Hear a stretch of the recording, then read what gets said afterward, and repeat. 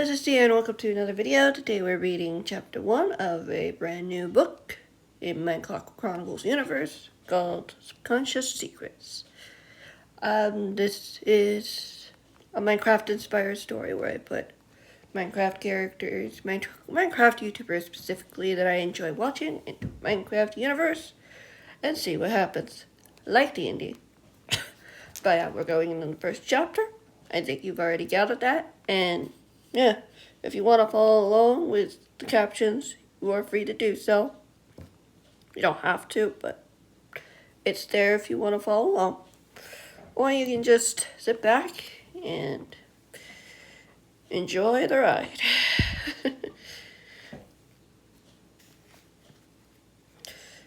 Impulse stepped out of the front door of his starter base, not small by any means, staring up at the clear blue sky. It was a calm afternoon, perfect for something new, and something inside him. Yes, something inside him stirred. This calm wouldn't last forever. They all knew that. The hermits may have fled to an unknown world, Rose James had discovered, but they wouldn't be able to hide forever. Their enemies would find them. They always did. Impulse clenched and unclenched his fist, taking a deep breath. Focus on the moment. There was no point stressing about something he couldn't control, but that didn't keep him from doing it. What were Carniver and Richard doing? Gerald? A shiver ran down his spine as he took a deep breath, letting the warm breeze wash over him, wanting to forget the horrible memories of that man. How he tried to trick everyone into thinking Impulse would intentionally hurt his friends. Hurt Grian. A lump formed in his throat. Opening his eyes as he walked down the stairs, letting the door close behind him. Grian was okay. Everyone was okay. But something about it didn't sit right with him. But now wasn't the time to focus on what was, but what he could do now to protect his friends. His family. A meadow surrounded him, giving him a clear view of every angle. There were no trees to hide behind. No need for walls at the time. He could see several other starter houses in the distance. They'd built on top of a mountain range, or nearby, to stay close to each other. Just in case. Focus, Impulse insisted, taking the other path Jim had made that led to different bases. Hints of cornflower reached his nostrils, starting to calm his nerves. He'd be able to see the enemy from miles away. That was why they picked the spot. He glanced up. The sky was still clear. Still, Impulse fingered the hilt of his sword, nonetheless, letting the path lead him toward the other bases. The hermits had decided to start over. A new world, new adventures. They left their old items behind, apart from the important gadgets that they needed, like their communicators, some invisibility detectors, and cameras they could install as needed. But was that just him? The meadow was quiet, calm. No hint of shenanigans, though Impulse would have welcomed it. It would give him the chance to forget everything, even for a moment. The war was far from over. In fact, it had barely begun. It gave us time. Impulse forced his eyes forward, jumping at any time the wind rustled the bushes, dotting the path. They were far too small to hide anything dangerous, unless it was a baby zombie, and that was unlikely. Joe had lit up the whole mountain within the first few days of them arriving at this place. It had been 1 month now, since Gerald had tried and failed to turn his dead friends against him. What was his aim there anyway? Why hadn't Richard or Carniver been there, if they wanted to see Grian too? Impulse shook his head. Gerald had his own agenda. He always did. He didn't care about anyone but himself. you doing out here all on your own? A voice asked from behind, causing Impulse to yelp in surprise. He turned to see his best friend, Skids, chuckling, joining him on the main path. It's a nice day out, Impulse shrugged. It is. Skids looked up into the sky. For mountains, doesn't rain here much. I don't mind it. Skids grinned. So, what have you been up to? Just finishing a few things at the base, Impulse replied. Is it secure? Skids raised an eyebrow. Every way possible. Skids sighed. You act as if they'll find us tonight. They might, Impulse muttered. I know it's the Protector's job to keep a lookout for any strange activity, but I can't shake this feeling. I don't know, I just want to be prepared. Skids nodded, closing the distance and giving his friend a side hug. Believe me, we all are. Sorry if you felt all that, Impulse sighed. Skids chuckled. You're a literal walking beacon, dimpled up. You can't hide from me. Impulse managed a weak smile. I try. Skids giggled, punching Impulse in the shoulder gently before letting him go. You didn't say why you were out here. I needed to get out of the base, Impulse said quickly. Skids shook his head. You're not going over to the safe house to check on the Protectors. Impulse blinked. No, just getting out of the base. He tilted his head quizzically. How do you even know I've been doing that? Skids shrugged. My ways.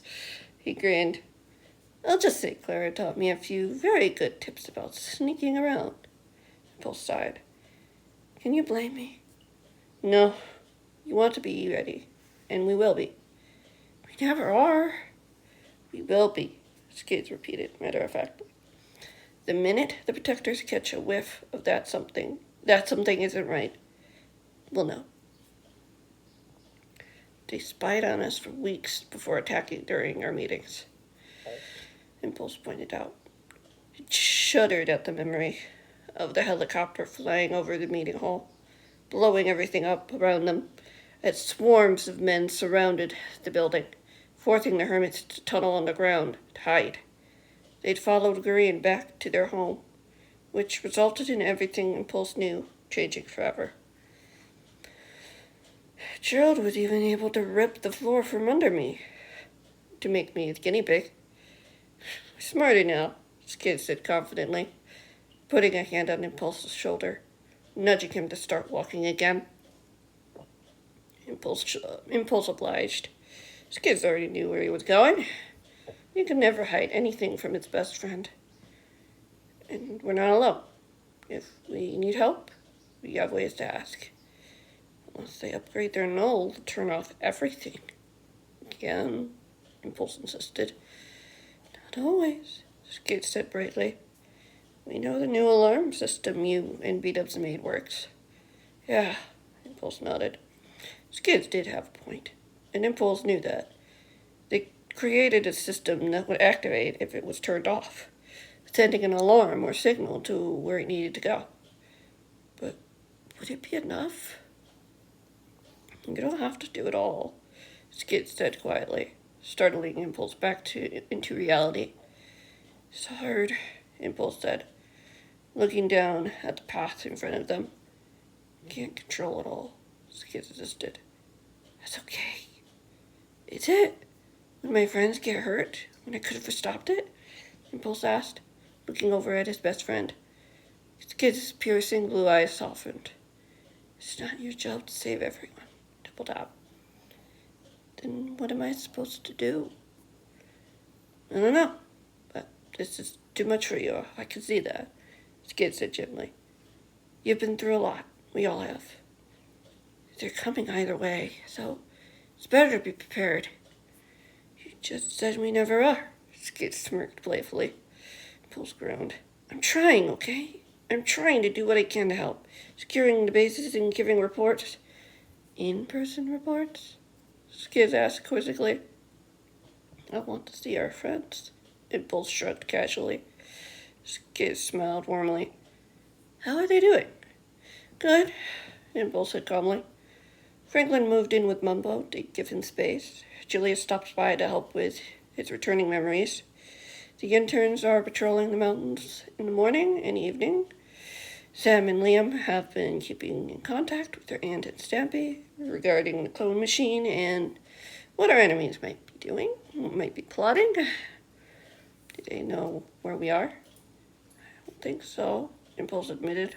Rose said she's the only one who knows about this place. But it doesn't mean Gerald or someone else won't find it by accident. You think Gerald is looking for us? The kid pursed his lips into a straight line. We keep foiling his plans, Impulse swallowed. And Archie and Garniver still want Graham for some reason. We won't let that happen, the kid insisted firmly. Impulse laughed nervously. We can certainly try. Exactly. Nothing's stopping us from trying, Skid replied. But there is a thing that's putting too much on your plate. Fine, Impulse stated. Really? Please, doubled up. Beat-ups and Tango have already offered to help you. Skid stopped in front of Impulse, blocking his path. I've even offered to help. We don't want you doing this on your own. But we can do this together. But no buts, Skid said. You're going to call them right now, and we're going to come up with a plan together to fortify every base here. Got it? It's really not. I'm serious, Skid said firmly. I think I haven't noticed you're not in the dream world that much. You're losing sleep. Fine, Impulse sighed, lowering its head in defeat. He reached for his communicator when he stopped. Where should we meet? You choose, Skid grinned. But you're not doing this alone. Okay, Impulse whispered, closing his eyes, chasing the shadows and images that still floated around, rent-free in his head. He already felt lighter, like a weight had been lifted off him. His best friend was right. He shouldn't do this alone. Yet he'd done it anyway. Why? Impulse shook the question aside. They had work to do. And anyway, he could help make their protectors' jobs easier, he'd do it. And that is the end of that episode. I hope you guys enjoyed. Next week we will dive into chapter 2, which is great. So, be ready for that one. But that's going to be the end of this episode. And I'll see you guys in the next one. Whenever that might be. Goodbye.